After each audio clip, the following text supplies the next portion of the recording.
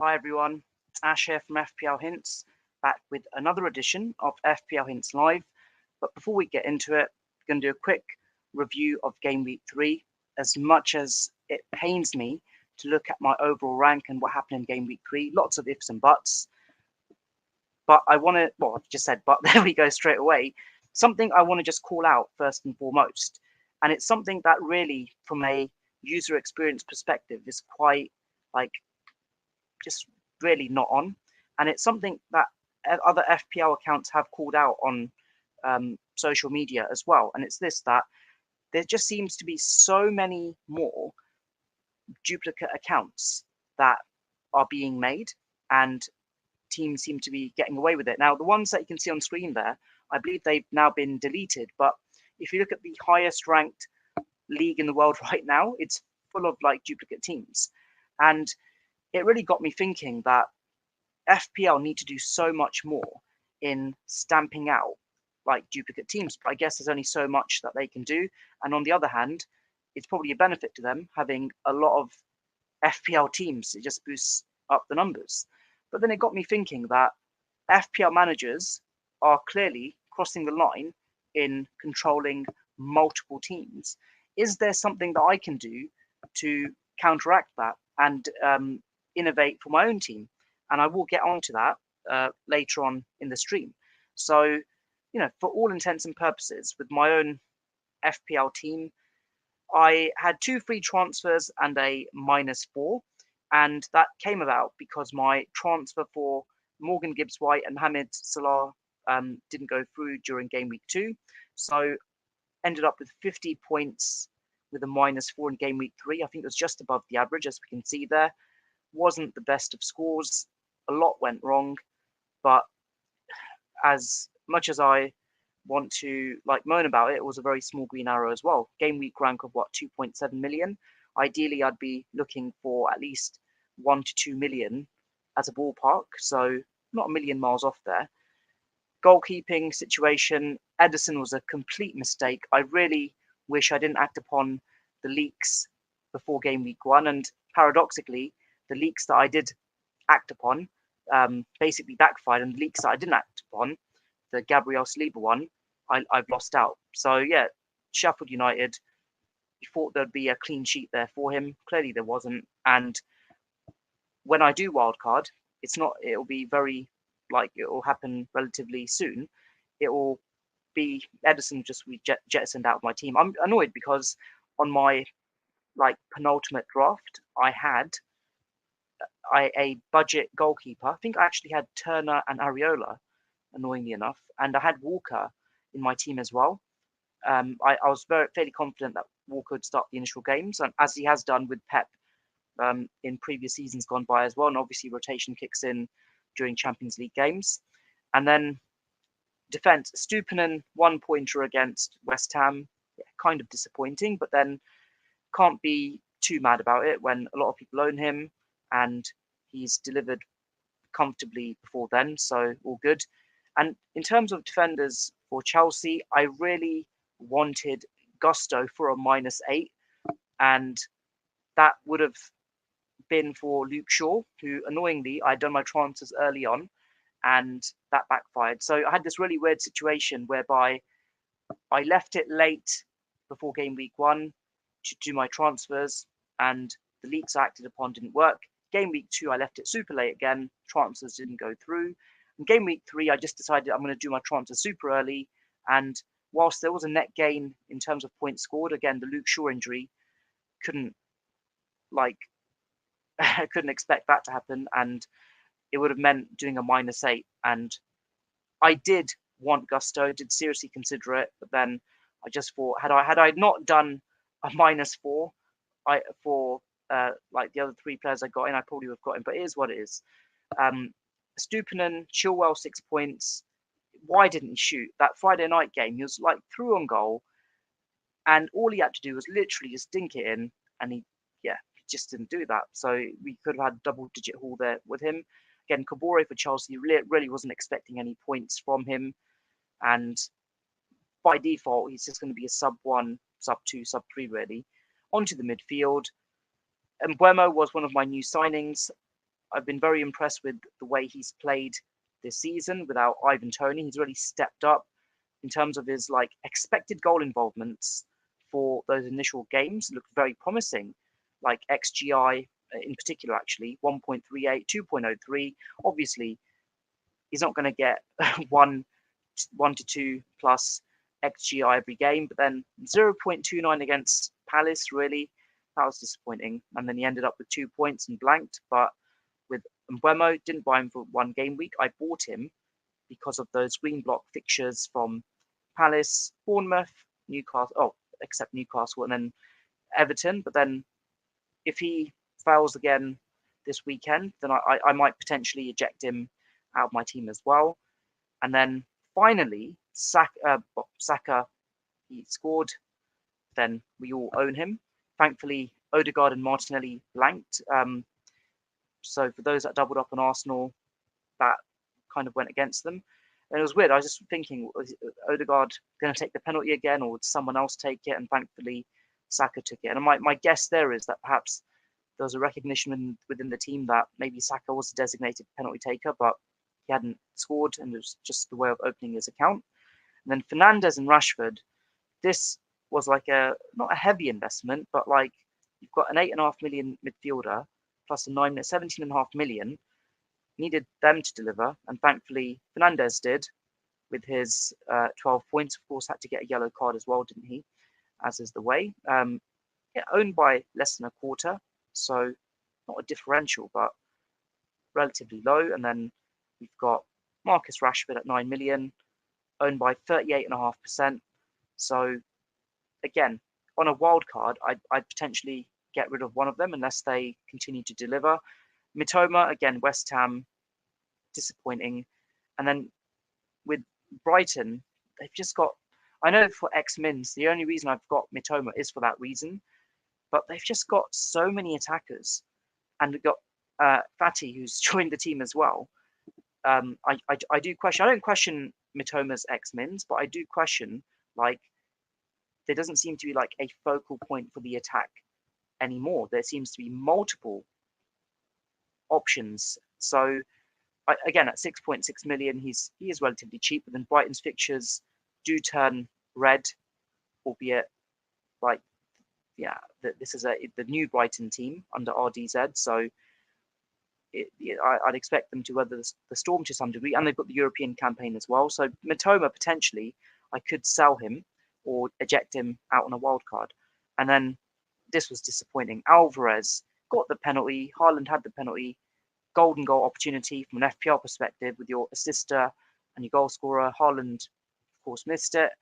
And it was disappointing because I considered getting Jackson in, considered getting Watkins in, and of course, both of those players delivered in game week 3. And Alvarez, I just thought, X-Mins wasn't an issue for me. I felt that he's already played 2 full games, and I'd expect him to benefit. And look at that XGI. His XGI was like 0.97 for game week 3. So yeah, it's a bit disappointing that he didn't get much else. But in terms of like the next match, Fulham, you got West Ham and Forest after the international break. I definitely want some sort of triple up of City. So I've got Edison in goal and very likely to wildcard after game week 4. So I'll see what happens there. But Alvarez, I don't think he's like a bad pick. I'm content with having him in my team, but I just can't justify it when you've got like the likes of Watkins and Jackson, who arguably are more of a focal point for just goal involvements in their own respective teams. And then coming onto the bench, ironically, Turner, who I started in game week 2 over Edison, and that didn't work. He got 3 points, Edison got 2. So I'm not going to bench the premium over the cheap again. Got burnt badly there. And yeah, the defense, the bench, Shaw, fail, Baldock, 1 point. And I think he's linked with a move to a Greek team, if I'm not mistaken. So that's something, an area I need to address. And Mubama, massive disappointment. All this talk of a potential 4.5 forward that would come to the fore. Every single content creator worth their salt was hyping up Mubama, and I just bought in to that bandwagon of a 4.5. I'm surprised his price hasn't dropped yet. Let's just have a look. So 4.5 million. What's his ownership? 8.8. I think his price is going to drop eventually. It's just so annoying that he's been getting minutes in pre-season, but not a single minute at all in any of those matches. So there are other 4.5s that we can definitely consider there. So I will definitely get rid of him on a wild card without a doubt. So it's not been great. Arguably, not arguably, for definite, this has been my worst start to a fantasy Premier League season since 2015, in 8 years, by far. My rank, if I just go down, all the way down, I think 3.4 million. And I'm the person who says a good start is a head start in FPL, and I firmly believe that.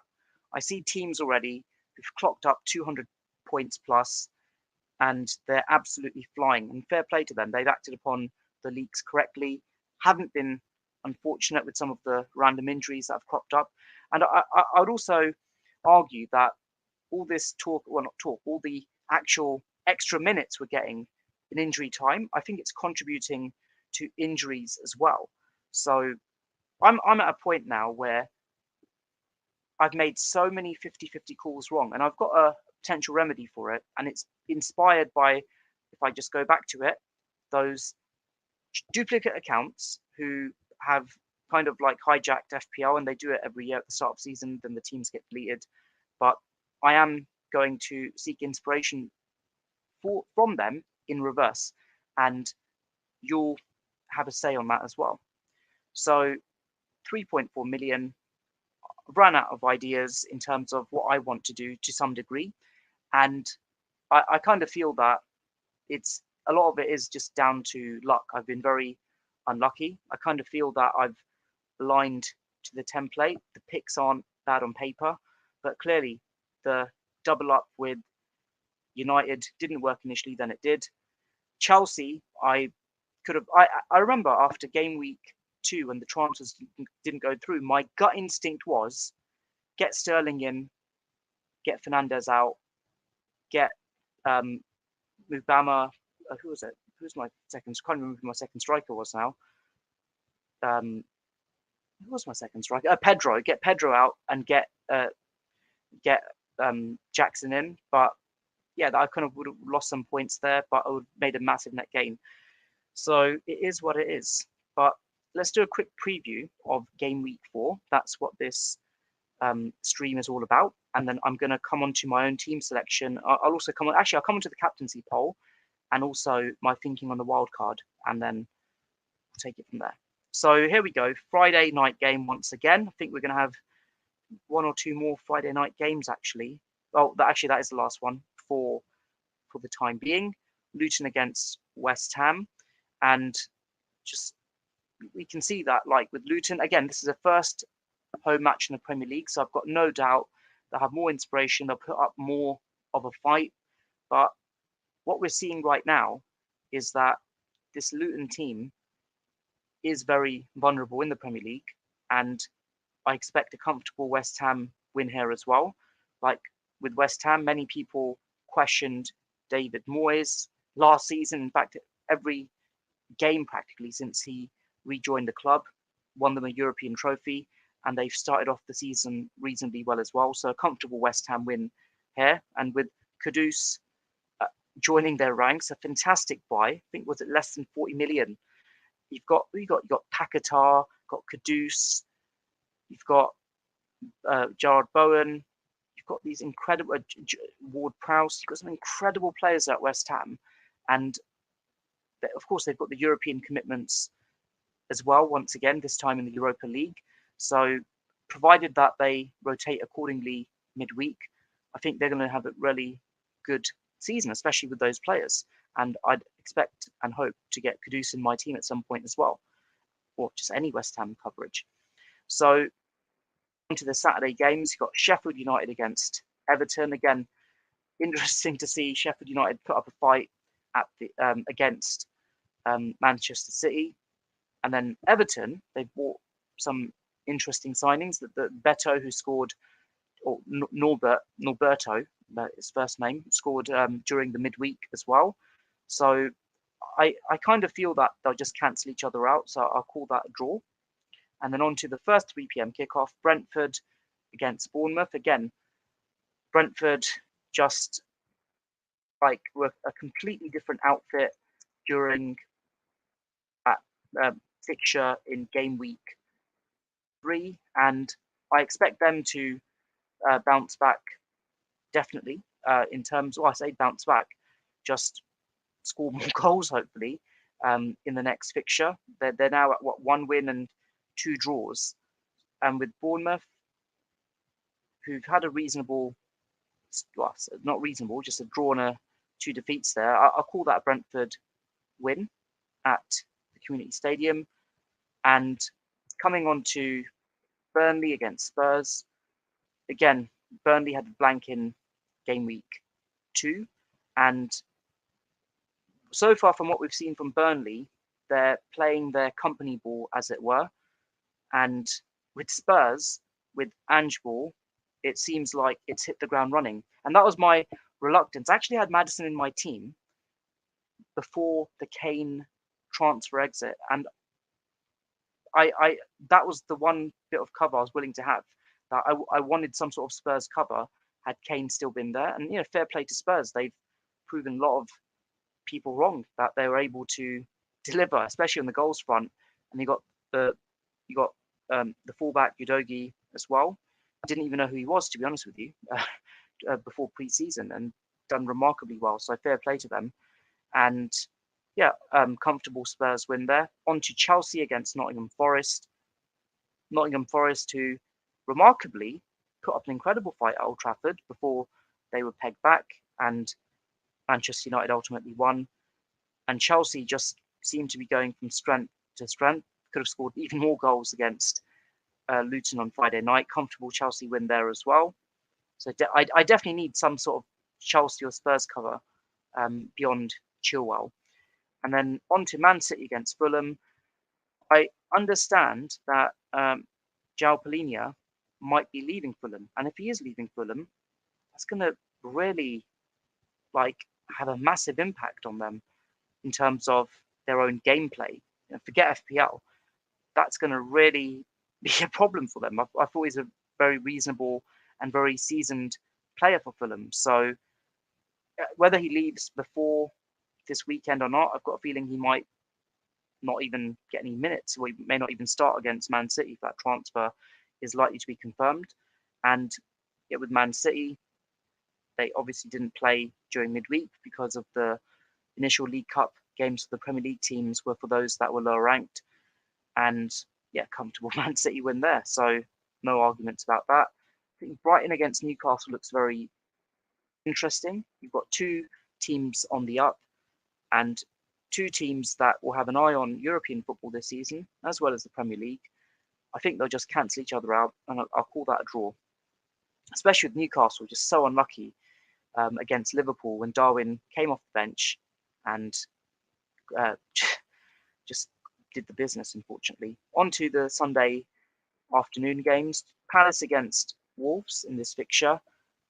I know Wolves had a bit of a transfer saga with Man City, which I think has now been resolved. And Wolves obviously got off the mark with a win out of 3 this season. And Crystal Palace have got a win, a defeat, and a draw this season. They'll just cancel each other out, and I'll call that one a draw as well. On to Liverpool against Aston Villa. Liverpool, of course, unbeaten so far with 2 wins and a draw. And Aston Villa got the defeat against Newcastle, but then bounced back since then with some remarkable gusto and results. So I think this will be a very tricky match for Liverpool. And I'm going to actually say Liverpool might edge it, but it'll be a very narrow win. And then lastly, on to the 4:30 kickoff on Sunday, Arsenal against Man United. 2 massive losses for United are no Varane and no Shaw for this fixture. My understanding is that they're ruled out completely. So I think that's going to be a massive problem for them. So maybe their setup will factor that in to the point where that weakness has to be covered accordingly from not having those two players. And Arsenal would recognise that at the Emirates, and they'll definitely take advantage of that. I'm going to say that this is a narrow Arsenal win. Had those two players been available, I'd say it would have been a much closer tie. But yeah, I think a narrow Arsenal win is a fair result here. Now, on to expected stats, actually. I'll just come on to that, and then I'll go on to the captaincy polling data. So expected stats are from DraftHound. I've put a link in the description below. So according to their algorithm, which factors in lots of things, which goes into this, Haaland is projected to score the most points with 8.8, followed by Sterling, Mohamed Salah, and Mbeumo, Jarrod Bowen against Luton, and then Ben Chilwell at 6.4. And if we just go further down, we've got Saka with 6.3, Foden. I'm just going to carry on going down until we get to sub 6. Here we go. And Rodrigo, interestingly enough, got 5.9. And it's interesting, like with Rodrigo, he seems to be getting more involved with goals. And to be fair, he was, getting involved as well last season as well. But I'm reminded of how Gundogan was during the second half of the 2021 season. In fact, go further back, Yaya Toure during the 13-14 season. I feel that Rodrigo is being overlooked despite the double price rise. And I think for those that are looking for a Man City triple up, definitely give him consideration. But then the big problem we all have is that we've got some fantastic midfield options, and arguably you'd want an exciting player who is the focal point of their team's attack and a talisman, as it were. And arguably Rodrigo isn't a talisman per se, but he's got the X-Mins for a very attacking City team. So one worth considering, one worth monitoring for sure. Use that watch list function in FPL and have him in your thoughts for certain. So all of this, factoring in the X-Mins, brings me onto my captaincy polling data for game week 4. So I asked, nope, that is not the right one. Let me, apologies, I jumped the screen there. So just make sure it's correct.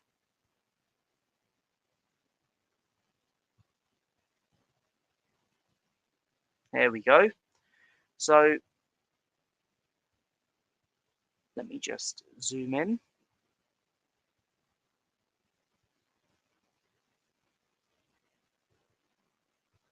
There we go. So let's just make sure it's there. Perfect. So I asked the question, who will score the most points in game week 4? And the options I gave, and I based this upon opponent and also points in the previous round. So I gave the option of Bowen against Luton, 16%, Sterling against Forest, just under 10%, Haaland against Fulham, just over 70%, and other at 3.6%. So it's very clear cut there. And I'm projecting, based on the information that we can see there, that Haaland will be the EO captain, and basically means that if you haven't captained him in game week 4 and the captain that you do choose blanks and Haaland hauls, then that's going to devastate your rank. And literally, as I'm speaking, the captaincy poll has literally ended there, timed that to perfection. And yeah, nice to see that blue bar being confirmed there as well. Over 2,000 people voted in this poll. I would say that in terms of projected EO, I think it'll be well over 180, 185% for game week 4, of course, especially among the engaged FPL managers. And if Paulini isn't there for the weekend, I think it'll be all the more better for Haaland's XGI as well. So that is very clear cut. I'm not going to use any other comparative polls. Had there been a split captaincy, I probably would have got some of the other polls in, but my poll was relatively clear cut, and 71% speaks volumes there. So Haaland is the EO captain. Just keep that in mind. So the other question that I asked, and just make sure I've got this here as well. Are you likely to activate your FPL wildcard during the international break after game week 4? The reason being, I am very likely to do so, especially if I don't get traction in game week 4. So, to my surprise, only 16.6% said yes, and only 700 votes, but still it's quite telling. And a clear-cut no was 62%, and then you've got 21.2% who said maybe or not sure. So you could say that potentially a third of managers could potentially activate their wildcard during the international break. I personally think that it's a very good time if you're not doing well in FPL. If you feel that you're going to have to take another few hits, if you feel that your team is a few transfers away from the perfect team, or I say perfect team, a more appropriate team to have you set for the winter period, then definitely consider wildcarding. I don't think there's anything wrong wildcarding as early as game week 4, because by then you've gauged form in your team, and the international transfer, the British transfer window is then shut, so no more players can be bought. So obviously there's a reluctance if you wildcard in game week 2 or game week 3 to still get new players into the game, especially as we've seen this week. So that has an impact. And like one example is for those that have Turner and Johnson, that I believe Forest have signed another keeper, and Henderson has joined Crystal Palace. So that's going to have an impact, especially if you wildcarded to get them in. So I think game week 4, in my opinion, is the earliest initial time to consider it, especially if you want to make up lost ground. There's no point plodding about in the millions with a team that you don't like when there are players that you want to get in. Now is the time to do it. Like early on, we can gauge that we're getting value from a lot of these players. The team that stands out to me the most is Chelsea. That there's no European football. There's a new manager who has already shown some promise with the players that he has, and it kind of makes sense to jump onto those players. You got Sterling, you got Jackson, Chilwell, Augusto. It makes perfect sense to consider them within your own respective FPL teams. And talking of teams, this brings me onto my own team for game week 4. So here's how it is right now, and I'll come on to the announcement as well. So game week 4, Ederson in goal against Fulham, Estupinan against Newcastle. Based on the defenders, probably have to start him, and injuries. Chilwell against Nottingham Forest, got him as vice captain for now. I am going to sell Shaw, so he's just there as a placeholder. Then got Mbeumo against Bournemouth, Saka against United, and I've got the double up with Fernandes and Rashford as well. And I would not like to have that double up, but it'll be hard to figure out who to get rid of between the two. And then Mitoma against Newcastle as well, which I think I'm willing to sell Mitoma, to be honest with you. And then Alvarez and Haaland up top. So my announcement is basically this, that having seen so many duplicate teams getting away with like all these like high flying teams, it got me thinking that I actually want to flip it. And I want multiple FPL managers to take control of my own team. And I'm not just doing this carte blanche and saying, here you go, but I've got to a point where if I feel I have a 50-50 decision, I'm not going to rely on my own gut instinct. I'm going to just put it out to FPL managers. Now, I could do this on an individual basis for certain content creators, which I might do for certain weeks, or I could just open it up to all of my followers on X or my subscribers on YouTube. So what I'm going to do is in the description box, I'm going to put out a poll with 4 options that I'm going to take in game week 4, and with those options, I'll basically say which transfers should I implement, and whichever is the most popular transfer, or transfers, I will literally act upon it. And I think this is, I don't want to say it's a unique thing, but you don't generally see content creators putting like the managerial decisions in their own followers' hands. But I'm literally giving you that option. I kind of feel that this team, I'm going to wildcard, like I've said, almost certainly in game week 4. So I've got nothing to lose, and the team isn't a mess. Like on a wildcard right now, if you ask me who I'd get rid of, Shaw, Mitoma, I'd get rid of Alvarez, that's 4. 5, Mubama, Baldock, Kabore, Turner as well. So almost half the team I could wildcard out. And then one of Rashford or Fernandes, but I'm just giving them one more week. So that is my big announcement, that I've decided to basically hand over the reins to you lot to make my transfer or transfers for game week 4. And depending on how that goes, I might do that more throughout the season. I just kind of feel that I've got to a point with like my FPL career, as it were, not the right word, but I'm using that I want to think about the game as little as possible. Of course, there are certain stats that will influence me, such as the expected stats, as we can see here, as well as other factors, which I've mentioned time and time again.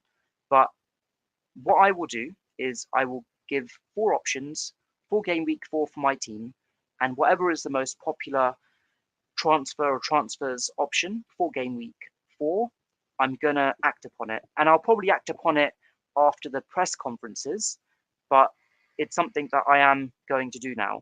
So that is the big announcement. I've decided that you will have the power to make those decisions. And it's an experiment which could go horribly wrong, but it's an experiment nonetheless. And I trust you lot enough. There's a saying, too many cooks spoil the broth, but when everyone is an FPL expert nowadays, that shouldn't really matter. So I trust you well enough to make the decision at hand for me. And yeah, there might be situations where I might give too much of the decision making away, and I feel that actually that isn't right, and I will veto in that instance. But I feel initially I'll give away like power, as it were, managerial power bit by bit.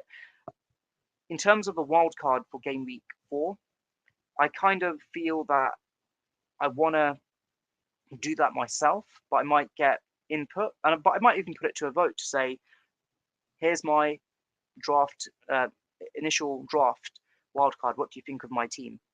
I'm basically gonna.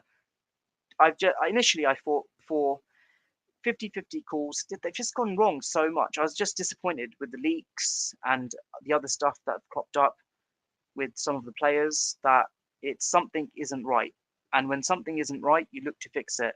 And I'm going to fix it, hopefully, by giving you the power to pick my players for game week 4, and hopefully beyond. So there you have it.